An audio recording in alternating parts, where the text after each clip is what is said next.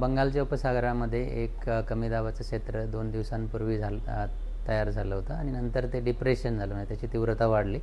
नंतर ते फर्दर म्हणजे अजून तीव्र होऊन डीप डिप्रेशन झालं आणि नंतर ते मूव्ह होऊन ओडिसा आणि ॲडजॉइनिंग रिजनवर होतं आणि आतासुद्धा त्याच रिजनवर ते आहे आणि इंटेन्सिटी त्याची आता थोडीशी कमी झालेली आहे. म्हणजे ते डीप डिप्रेशनवरनं डिप्रेशन ह्या कॅटेगरीमध्ये आलेलं आहे.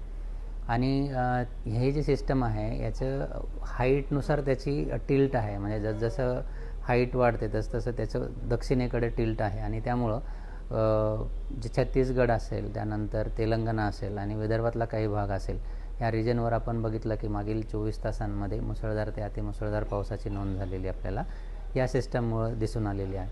आता महाराष्ट्राचा जर विचार कराल तर येणाऱ्या 4 ते 5 दिवसांमध्ये विदर्भ, त्याचबरोबर उत्तरेकडचा जो मराठवाडा आणि मध्य महाराष्ट्र आहे या रिजनला चांगल्या पावसाची शक्यता आहे. काही ठिकाणी मुसळधार ते अतिमुसळधार पाऊस पडू शकतो. जी काही तूट आपण मागील काही दिवसांमध्ये मराठवाडा आणि मध्य महाराष्ट्र किंवा पश्चिम विदर्भामध्ये बघितली होती, त्यामध्ये थोडीशी घट आपल्याला नक्कीच दिसून येईल. ज्या ठिकाणी 30 ते 40% टक्क्यांपर्यंत तूट गेली होती, त्यामध्ये काही पर्सेंटने कमी होताना दिसेल. आणि ज्या ठिकाणी पेरण्या झालेल्या आहेत, पिकं वाढत आहेत, तर त्यांनासुद्धा या सिस्टममुळे नक्कीच दिलासा मिळेल असं आपण नक्कीच म्हणू शकतो. आता आपण जर बघितलं तर ही जी सिस्टमबद्दल मी बोलत होतो, तर ती सिस्टम ह्या ठिकाणी आहे आणि इथे एक चक्रीय स्थिती निर्माण आहे. ही चक्रीय स्थिती ती जी सिस्टम आहे, डिप्रेशन आहे, त्यामुळं ही चक्रीय स्थिती आपण बघतो आहे. आणि जसजसं हाईटने आपण वरती जाऊ तसतसं त्याची टिल्ट आहे आणि त्यामुळंच आपण जर सॅटेलाईट इमेजरी बघितली तर त्यामध्ये हे जे ढग दिसतात, आपण जी सिस्टम बघितली, सर्क्युलेशन बघितलं, ते येतं आहे, परंतु क्लाउड आपल्याला खालच्या भागामध्ये दिसतं आहे. कारण की जसजशी त्याची हाईट, ढगांची हाईट आहे ती टिल्ट आहे किंवा दक्षिणेकडे ते झुकताना दिसतात आणि त्यामुळं तेलंगणा, त्याचबरोबर छत्तीसगड असेल आणि ओडिसा असेल, इकडे जास्त पाऊस पडतो आहे आणि विदर्भामध्ये सुद्धा गेल्या 24 तासांमध्ये चांगल्या पावसाची नोंद आपल्याला दिसून आलेली आहे. आता येणाऱ्या 4 ते 5 दिवसांचा जर आपण अंदाज बघितला तर आपण आजचं जर बघितलं बुधवारचं, तर ऑरेंज काही ठिकाणी ऑरेंज आणि काही ठिकाणी रेड अलर्ट हा विदर्भासाठी दिला गेलेला आहे. त्यामध्ये जिल्हा वाईज जर सांगायचं झालं तर गोंदिया, चंद्रपूर, गडचिरोली यांना रेड अलर्ट आहे. भंडारा, नागपूर, वर्धा या ठिकाणी ऑरेंज अलर्ट दिला गेलेला आहे आणि उर्वरित महाराष्ट्रामध्ये जवळजवळ सगळीकडेच येलो अलर्ट आहे. काही ठिकाणी विजेच्या कडकडाटासह पाऊस पडण्याची शक्यता आहे, तर काही ठिकाणी मुसळधार पावसाची शक्यता आहे, ज्यामध्ये जालना, परभणी, हिंगोली, त्याचबरोबर उत्तरेकडचं जर बघितलं तर जळगाव या ठिकाणी मुसळधार पावसाची शक्यता आजसाठी आहे. त्याचबरोबर कोकण किनारपट्टी आणि घाटमाथ्यांवर सुद्धा मुसळधार पावसाची शक्यता 29 तारीख म्हणजेच आजच्यासाठी आहे. उद्याचं जर बघाल तर पावसाचं प्रमाण जे आहे ते अजून पश्चिमेकडं मूव्ह होताना दिसेल आणि इकडचं जे अलर्ट चंद्रपूर जर सोडलं तर विदर्भातील बऱ्याच ठिकाणी ऑरेंज अलर्ट उद्यासाठी आहे. मुसळधार ते अतिमुसळधार पावसाची शक्यता आहे आणि त्याचबरोबर जळगाव आणि संभाजीनगर, जालना, बुलढाणा या ठिकाणी सुद्धा उद्या चांगल्या पावसाची शक्यता एक्सपेक्टेड आहे.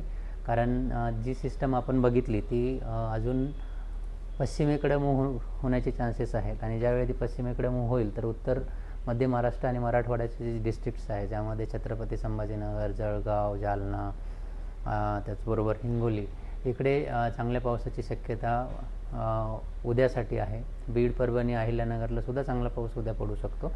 दक्षिणेकडच्या डिस्ट्रिक्ट्समध्ये कंपॅरेटिव्हली कमी म्हणजे पाऊस पडणार नाही असं नाही आहे, पण त्याचं जी इंटेन्सिटी आहे ती हलक्या ते मध्यम स्वरूपाची असण्याची शक्यता आहे. उद्या पुण्याच्या घाटमाथ्यांनासुद्धा ऑरेंज अलर्ट दिला गेलेला आहे. साताऱ्याच्या घाटमाथ्यांनासुद्धा ऑरेंज अलर्ट आहे. त्यानंतर शुक्रवारचा जर अंदाज बघितला तर पुणे घाटमाथा आणि रायगडला ऑरेंज अलर्ट आहे. उत्तर मध्य महाराष्ट्र, त्याचबरोबर अहिल्यानगर, बीड, जालना, संभाजीनगर या ठिकाणी वादळी पाऊस होऊ शकतो, म्हणजे विजेच्या कडकडाटासह पाऊस पडू शकतो. वाऱ्यांची गतीसुद्धा जास्त असू शकते आणि विदर्भातील पावसाचं प्रमाण 31 तारखेपासून कमी होईल आणि शनिवारी म्हणजे 1 तारखेला 1 ऑगस्टला महाराष्ट्रातील बहुतांश ठिकाणी पावसाचं प्रमाण कमी होईल. रायगड आणि पुण्याचे घाटमाथे आणि नाशिकचे माथ्यांवर तुरळक ठिकाणी पाऊस पडू शकतो. इतर ठिकाणी बघितलं तर पावसाचं प्रमाण कमी होईल, हलक्या ते मध्यम स्वरूपाचाच असेल किंवा काही ठिकाणी पूर्णपणे उघडीप घेतलेली आपल्याला दिसेल. तर एकंदरीत सांगायचं झालं तर येणारे 3 दिवस म्हणजेच आज, उद्या आणि परवा पावसाची शक्यता चांगली आहे. आणि 1 तारखेनंतर म्हणजे शनिवारनंतर महाराष्ट्रातील बहुतांश ठिकाणी पाऊस पडेल, परंतु तो हलक्या ते मध्यम स्वरूपाचा असेल. आणि त्यानंतर पावसाची उघडीप, बऱ्याच ठिकाणी उघडीप आपल्याला दिसून येईल, स्पेशली रविवारपासून. आणि पावसाचं प्रमाणही कमी झालेलं दिसेल. सर, यंदाच्या मान्सूनमध्ये पहिल्यांदा काही जिल्ह्यांना येलो अलर्ट देण्यात आलेला आहे, जसं सोलापूर असू द्या, धाराशिव असू द्या किंवा अन्य काही जिल्ह्यांमध्ये पहिल्यांदा असं आहे. तर मग ह्या जिल्ह्यांमधल्या पावसाच्या स्थितीबद्दल जे आता अलर्ट दिला आहे त्याने काय नेमका इफेक्ट होणार आहे, कितीपर्यंत ते भरून निघण्यासाठी याच्यातनं मदत? राईट. आता जी सिस्टम तयार झालेली आहे, जसं मी सांगितलं की त्याच्यामध्ये टिल्ट आहे, दक्षिणेकडं विथ हाईट दक्षिणेकडे थोडं टिल्ट होतं आहे. आणि त्यामुळं तेलंगणामध्ये काल चांगला पाऊस पडलेला दिसून आला. आणि त्याचबरोबर विदर्भामध्ये सुद्धा काल नागपूरला ढगफुटी सदृश्य परिस्थिती होती. आणि ही जी सिस्टम आहे यामुळं हा सगळा पाऊस पडताना दिसतो आहे. आणि याच्या आधीच्या ज्या सिस्टम्स होत्या त्या मराठवाडा आणि पश्चिम विदर्भ किंवा विदर्भातील बऱ्याच ठिकाणी पाऊस पडण्यासाठी इतक्या अनुकूल नव्हत्या. आता ही जी सिस्टम आहे ती पूर्णपणे पश्चिमेकडे मूव्ह होते, त्याचबरोबर टिल्ट आहे. आणि ह्या कारणामुळं मध्य महाराष्ट्र आणि मराठवाड्यामध्ये चांगल्या पावसाची शक्यता येणारे 2 ते 3 दिवस. आता जो पाऊस पडण्याची शक्यता आहे यामुळं नक्कीच जी काही पावसाची तूट पश्चिम विदर्भ त्याचबरोबर मराठवाड्यामध्ये आहे त्यामध्ये आपल्याला घट दिसून येईल नक्कीच. आता बऱ्याच ठिकाणी 30 ते 40% टक्के इतकी तूट पावसामध्ये दिसून येते. त्यामध्ये काही घट आपल्याला नक्कीच दिसून येईल, परंतु ती पूर्णपणे भरून निघेल की नाही हे नक्कीच पावसाच्या वितरणावर अवलंबून राहील. यामध्ये सुद्धा दक्षिण मध्य महाराष्ट्रातील ठिकाणी मुसळधार पावसाची शक्यता कमी आहे. हा जो पाऊस आहे तो उत्तरेकडचे जे डिस्ट्रिक्ट्स आहेत मध्य महाराष्ट्र किंवा मराठवाडा, ज्यामध्ये छत्रपती संभाजीनगर, जालना, त्यानंतर मध्य महाराष्ट्रातील जळगाव या ठिकाणी जास्त पावसाची शक्यता आहे. दक्षिणेकडचे जे डिस्ट्रिक्ट्स आहेत तिथे सुद्धा पाऊस राहील, परंतु तो मध्यम स्वरूपाचा राहील. आणि ओव्हरऑल जर सांगायचं झालं तर हा जो स्पेल आहे आजपासून शुक्रवारपर्यंतचा हा सर्वदूर असण्याची शक्यता आहे. त्यामुळं नक्कीच याचा इम्पॅक्ट किंवा हे एक दिलासादायक स्थिती आहे असं आपण म्हणू शकतो. सर, जिल्हानिहाय तूट कशी, आता काय स्थिती आहे नेमकी पावसाची? राईट. जिल्हानिहाय जर बघितलं आपण तर जसं जुलैच्या पहिल्या आठवड्यात आणि नंतर मागच्या 2 सिस्टम्समध्ये उत्तर कोकण असेल किंवा घाटमाथे असेल तिकडे जास्त पाऊस होताना आपल्याला दिसून आलेला आहे. ज्यामध्ये पुण्याचं जर बघितलं तर 58% जास्त पाऊस झालेला आहे. रायगडमध्ये 23% जास्त पाऊस झालेला आहे. त्याचबरोबर पालघरला 59% जास्त पाऊस झालेला आहे. आणि साताऱ्यामध्ये 33% इतका पाऊस झालेला आहे. त्या उलट आपण जर मराठवाड्यामध्ये जर बघितलं तर बीड डिस्ट्रिक्टमध्ये -43% म्हणजे खूप कमी पाऊस झालेला आहे. धाराशिवला -20% इतकी तूट आहे. सोलापूरला -27 आहे. लातूरला 42% इतकी तूट आहे. परभणीला 35 आहे. हिंगोलीला 54 आणि बऱ्याच ठिकाणी यवतमाळला 24. तर आपण बघितलं तर मराठवाडा आणि हे जे पश्चिम विदर्भातले जे डिस्ट्रिक्ट्स आहेत तिकडे पावसाची तूट अजूनही कायम आहे. आणि नक्कीच आत्ताचा जो स्पेल आहे उद्या येणाऱ्या 2-3 दिवसांमधला त्यामध्ये तूट बऱ्यापैकी कमी होताना आपल्याला दिसेल, परंतु ते एक्सेस होईल असं सांगणं डिफिकल्ट आहे. सर, तुम्ही जे अंदाज वर्तवले होते त्यानुसार जुलैमधल्या पावसाचं आता काय स्थिती? त्यानुसार राईट. आता जुलैचा पाऊस आपण सांगितलं गेलं होतं की जुलैचा पाऊस जो आहे तो सरासरीपेक्षा कमी राहील पूर्ण जर महाराष्ट्राचा विचार केला तर आता पूर्ण महाराष्ट्राचा विचार केला तर आपण बघतोय की काही ठिकाणी जास्त पाऊस आहे, काही ठिकाणी पावसाचं प्रमाण खूप कमी आहे. तर काही ठिकाणी जास्त पाऊस आहे. तर पूर्ण रिजनचा जर विचार केला तर ते नॉर्मल होतं आहे, पण मराठवाडा आणि पश्चिम विदर्भाची स्थिती अजूनही गंभीर आहे.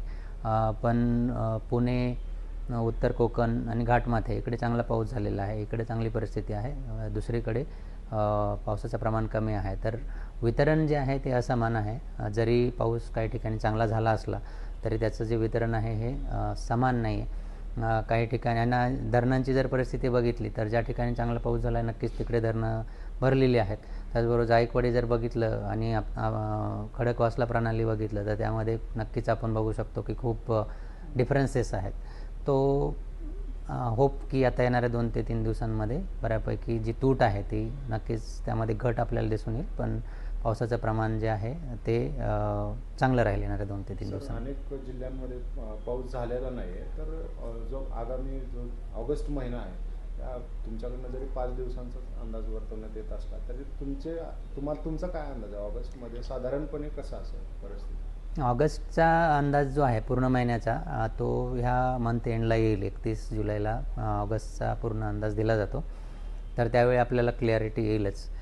पण ऑगस्टच्या जो अंदाज दिला जातो त्यामध्ये सुद्धा जसं सांगितलं आहे त्याचप्रमाणे डिस्ट्रीब्युशन मिळेल असं नाही आहे. कारण ज्यावेळी आपण 1 आठवड्याचा अंदाज देतो त्यामध्ये त्या पावसाच्या डिस्ट्रीब्युशनवर सगळं आकडेवारी बदलू शकते. जसं आपण बघितलं की आपण सांगितलं होतं की जुलैचा पाऊस जो आहे तो सरासरीपेक्षा कमी राहील. तर आपण आता जसं बघितलं की काही रिजनला खूप जास्त झालेलं आहे, काही ठिकाणी खूपच तूट आहे. तर अशी परिस्थिती ऑगस्टमध्ये सुद्धा निर्माण होऊ शकते आणि एक्झॅक्टली ती कशी असेल हे 31 जुलैच्या दरम्यान आपण परत एकदा सांगूच. पण सध्या असंच आहे.